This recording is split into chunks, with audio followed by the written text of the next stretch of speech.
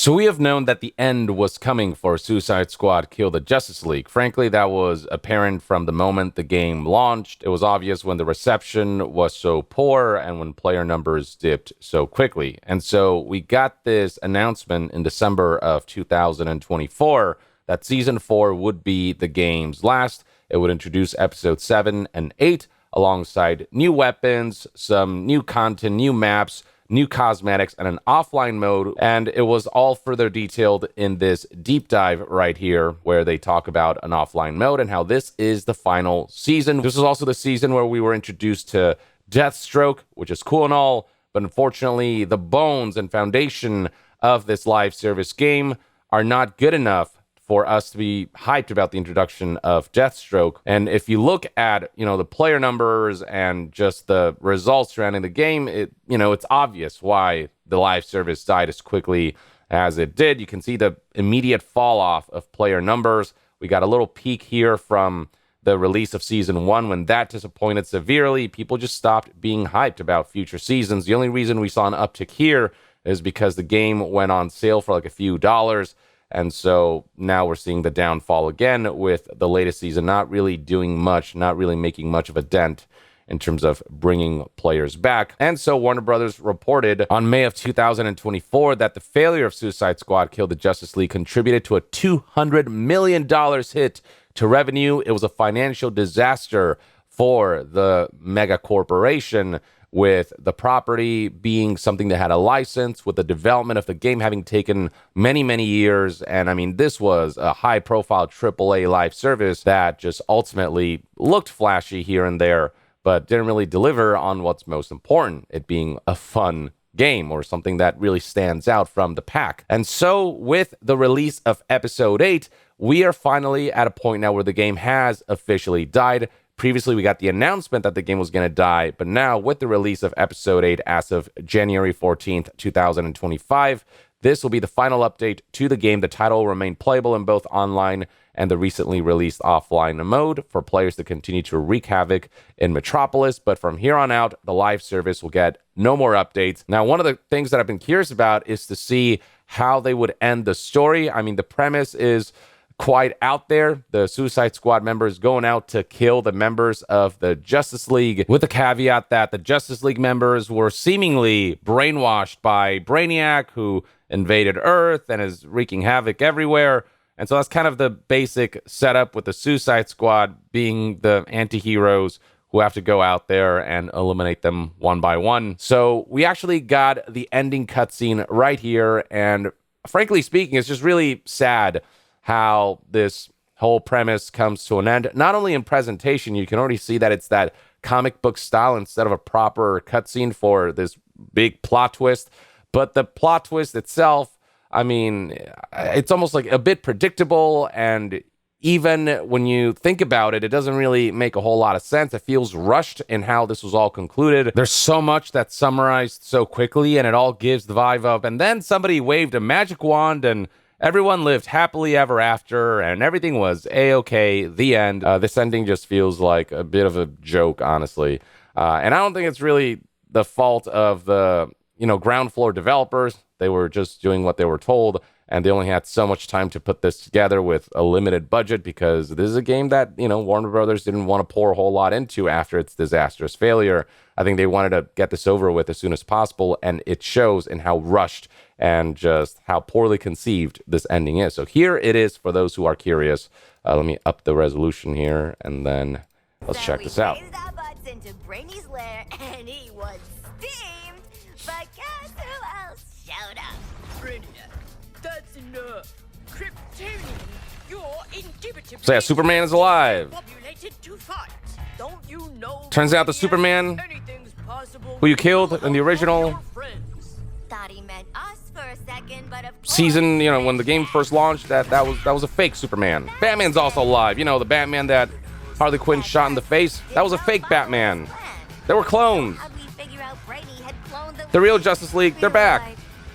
They were just captured by Brainiac. Anyway, we totally Yeah. laid it out. If we took him back, Walla would make them into even bigger tools. More importantly, she'd totally 86 us. Soup said the League needs to atone for everything that happened.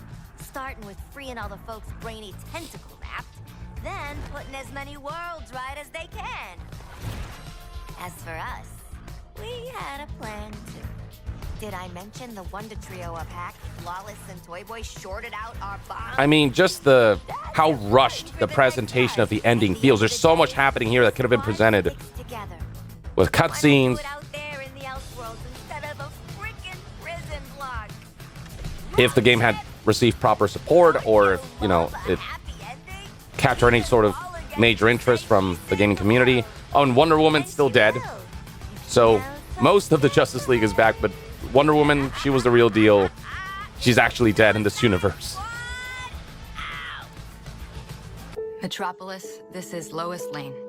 This is a tribute to Kevin Conroy, which is nice. There's Lois Lane saying some sweet things about Batman and what he stood for, quoting a message that Batman left behind.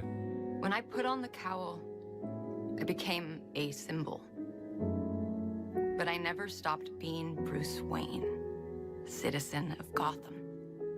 Remember that we are all handed adversity in our lives. No one's journey is easy. It's how we handle that, how we help others, that makes us unique. That's what the Batman will always stand for. Metropolis, we'll get through this. And Batman, goodbye. You will be missed, but never forgotten. And a big thank you here to Kevin Conroy. So at least that was a nice little send-off. Oh, and I guess it was ultimately Deathstroke who ended up saving the multiverse and ended up being the hero of this whole shebang and succeeded where the Justice League failed. So yeah, you can just tell how ill-conceived all of this was, how rushed the developers were, and just kind of coming up with all this and putting a bow on it and letting it go. It just feels like a really cheap way to undo consequences. It's a retcon at the level of Star Wars Episode 9 Rise of Skywalker, which basically tried to retcon The Last Jedi after how poorly that was received. And then when you consider that the Justice League members you killed are actually clones, it makes scenes like this where, Diana, Wonder Woman, dies, have less impact, especially as she appeals to Kal-El, to Superman in this sequence. Watch this. That's a clone, that dude, right?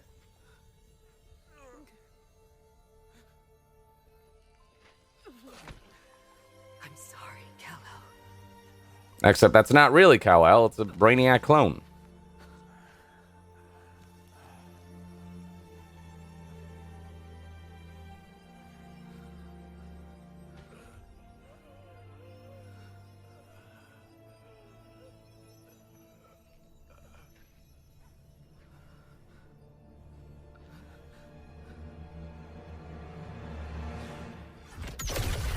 And then she gets lasered to death.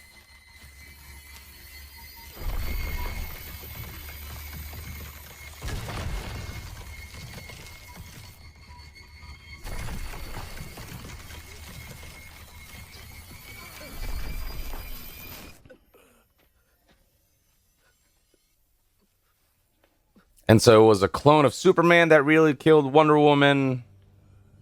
And then they treat the ending like it's a happy ending and everything's okay, except one of the Justice League members is still dead. And they never really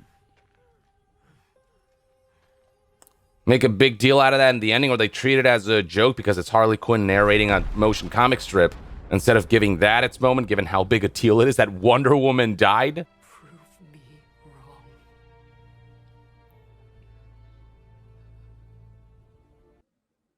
So yeah, that's how Wonder Woman died, and it makes her death just really insignificant. And not to mention that this all makes Batman's master plan, because apparently all of this was according to plan, according to Keikaku, for Batman, who wanted Brainiac to clone the Justice League and all that. It makes his master plan look like it involved getting Wonder Woman killed, or didn't account for Wonder Woman potentially getting killed. At the very least, they should show Batman potentially grieving over the fact that maybe he wanted to save Wonder Woman. Maybe that was part of the plan, but things didn't play out the way he thought they would. And so the fact that they show no element of the Justice League grieving Wonder Woman given the significance of her death, like it all culminates in what I think is one of the worst endings, especially with this beloved property, the Suicide Squad, the Justice League all together. For all this to go out in an epic whimper, it's just really sad to see and emblematic of what this entire project was, which was just like incredibly misguided. And not only does the story feel like a waste of time, the game itself feels like a waste of time because it really did go for the most generic genre possible. They went for like a looter shooter live service that doesn't make sense for a Suicide Squad game. And it just all feels very made by committee for the sake of monetization rather than really maximizing the potential of what a Suicide Squad game could be in the right hands, with the right creative mindset, with the drive to make this the most fun game possible and not the most monetizable game possible. And the fact that it is all set in the Arkham universe and that all this is technically canon unless they retcon it down the line, which I hope they do, just makes this retroactively just kind of a bit insulting to what the Arkham series established. It's just sad to see that this is what Rocksteady has been reduced to after Warner Brothers influenced them to go the live service route. And what they really specialize in is those action-adventure single-player experiences like the Arkham series that set the bar for superhero games. Once upon a time, they were the ones setting trends, and now they're chasing after them in the most sort of half-assed fashion possible. And this ending is emblematic of all of that. It is a representation of everything wrong with this entire pursuit. Hopefully a lesson well learned if Rocksteady manages to live through all of this, and if Warner Brothers gives them the grace to actually make a game that they would specialize in and that would bring us back to the golden days of Rocksteady, because I really miss them at their peak. Or at the very least, that's one man's take. This is everything you need to know about the whimper of an ending that was Suicide Squad Kill the Justice League. Let me know in the comments below what your thoughts and opinions are on the way this live service concluded, how it started, the journey in between, and to be further updated on all things gaming news, reviews, and discussions, stay tuned right here on Young Yeah. I'll see you guys next time. Young out.